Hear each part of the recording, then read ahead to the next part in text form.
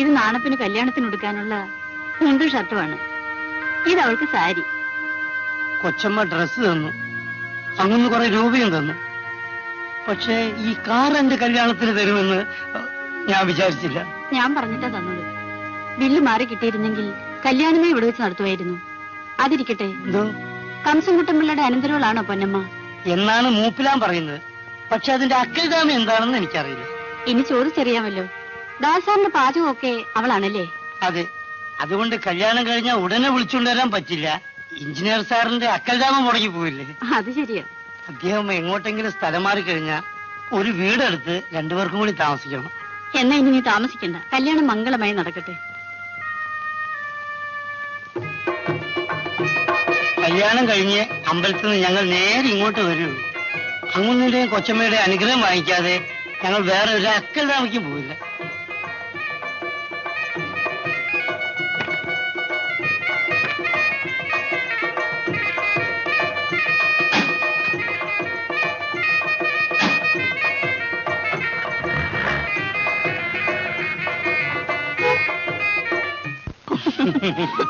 പൊന്നമ്മേ, അങ്ങൊന്നും കൊച്ചമ്മയും നിർബന്ധിച്ചുകൊണ്ടാണ് ഞാൻ ഇപ്പൊ നിന്റെ കഴുത്ത് താലി കെട്ടി.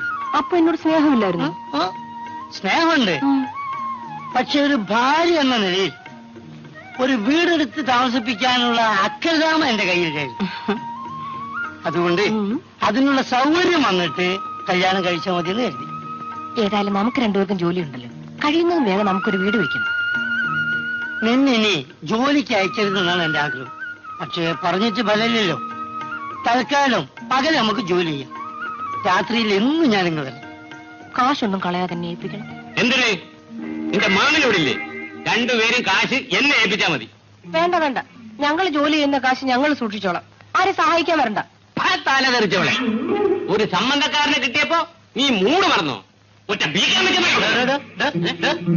താൻ വീക്കോ? പൊന്നമ്മയെ എന്നെ വീക്കുന്നൊന്ന് കാണട്ടെ. ഞാനൊരു കളി തമാശ പറഞ്ഞല്ലേ നാടപ്പ. നീ അതൊക്കെ കാര്യമാക്കോ?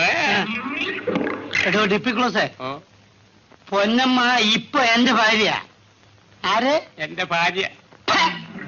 തങ്കല്ല, എന്റെ. താൻ അവളെ ഭരിക്കാൻ വന്നാലേ അടിച്ച് തന്റെ അക്കൽദാമ ഇളക്കി കളയും.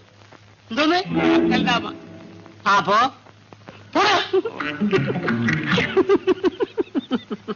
ഞാനവനൊന്ന് വരട്ടി നോക്കിയതാ. മോളെ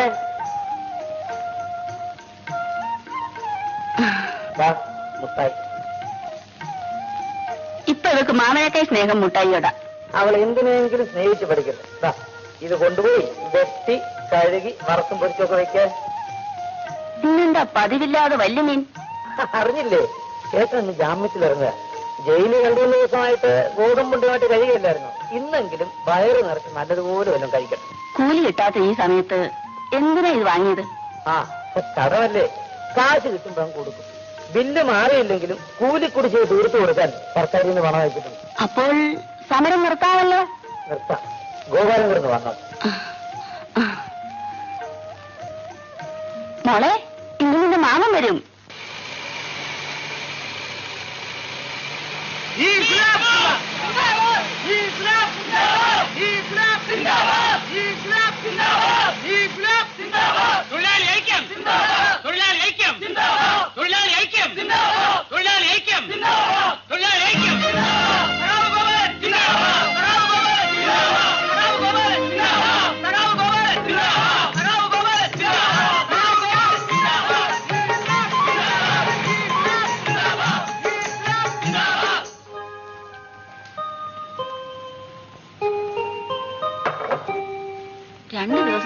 ചേട്ടനങ്ങ് ക്ഷീണിച്ചു പോയി. നിനക്ക് തോന്നുന്ന എത്ര പ്രാവശ്യം ജയിലിൽ പോയിട്ടുള്ളവനാ ഞാൻ. എനിക്ക് പേടിയായിരുന്നു. അയൽപക്കത്ത് ആരെങ്കിലും പിടിച്ചു കിടത്താൻ പാടില്ലായിരുന്നു. ബാവ എന്നും രാത്രി ഈ തിണ്ണയ്ക്ക് വന്ന് കിടക്കുമായിരുന്നു.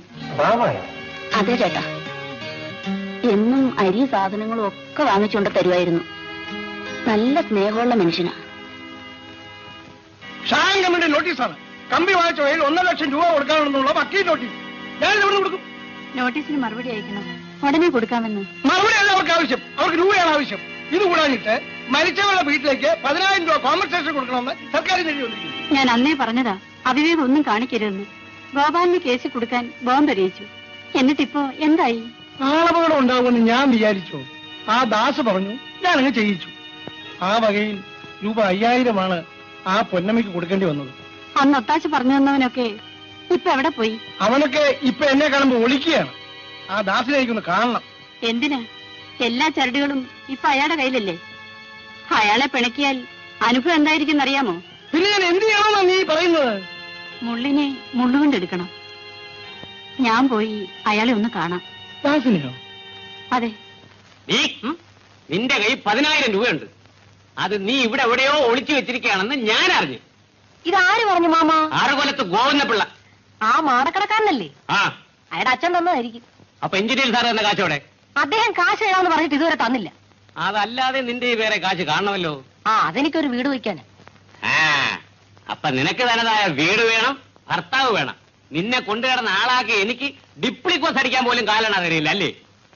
ശരി, നീ ഈ വീട്ടിൽ തന്നെയാണല്ലോ പണം ഒളിച്ചു വെച്ചിരിക്കുന്നത്. നമുക്ക് കണ്ടോളാം.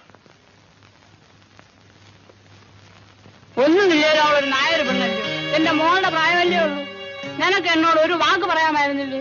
ഞാൻ അവളെ വിളിച്ച് എന്റെ വീട്ടിൽ നിർത്തത്തില്ലായിരുന്നു. ഇത് പോകണം കേടായിപ്പ്. ഏത്? ആ ബാവേ ഉള്ളോടാ ഇവിടെ അവളെയും കുഞ്ഞിനെ സംരക്ഷിക്കാൻ. ബാബ എനിക്ക് നല്ലപോലെ അറിയാം. നീ വെറും ശുദ്ധനാടാ. വെടിമരുന്നിന്റെയും ചേർന്നാലേ പൊട്ടും. മനസ്സിലായില്ല? അന്യരായ ആണും പെണ്ണും തമ്മിൽ ചേർന്നാലേ സംഗതി കുഴപ്പമാണെന്ന്. ഏതായാലും വന്നത് വന്നു. ഇനിയെങ്കിലും നീ അവനെ അവിടെ അടുപ്പിക്കണം.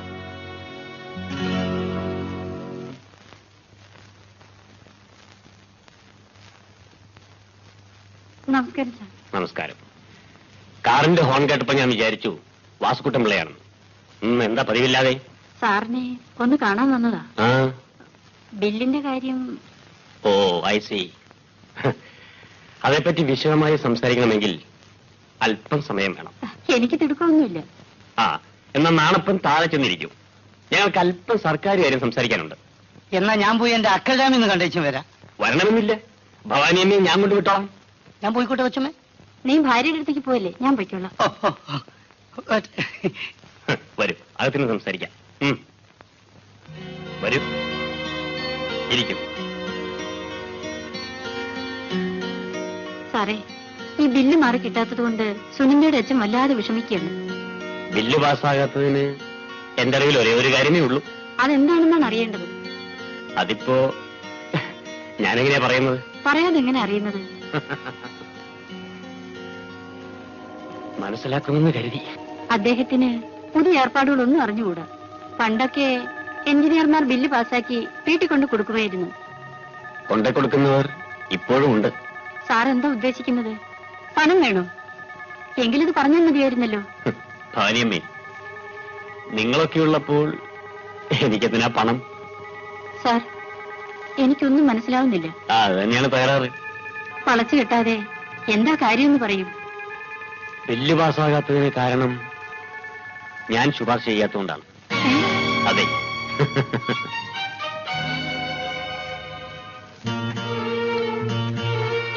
ഞാൻ ശുപാർശ ചെയ്യണമെങ്കിൽ ഞാൻ ആഗ്രഹിക്കുന്നത് എനിക്ക് കിട്ടണം.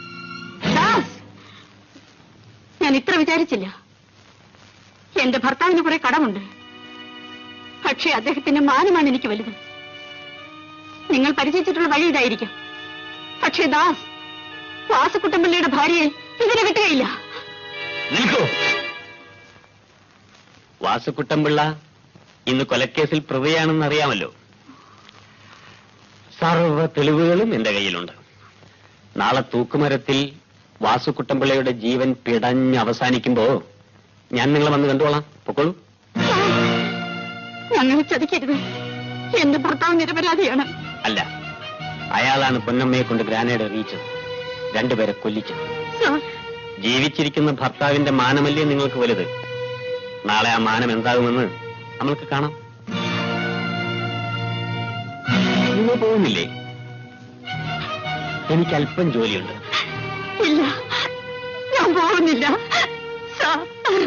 അദ്ദേഹത്തിന്റെ ജീവനേക്കാൾ വലുതായി എനിക്കൊന്നുമില്ല. ഒന്നും പേടിക്കാനില്ലെന്നേ. സാർ, ഞാനൊരു ഭാര്യയാണ്. എന്തിനഭിമാനം? അത് ന്യായം. ഇതാ നോക്കൂ, ഇത് ഞാനും നീയുമല്ലാതെ ദൈവം പോലും അറിയാൻ പോകുന്നില്ല.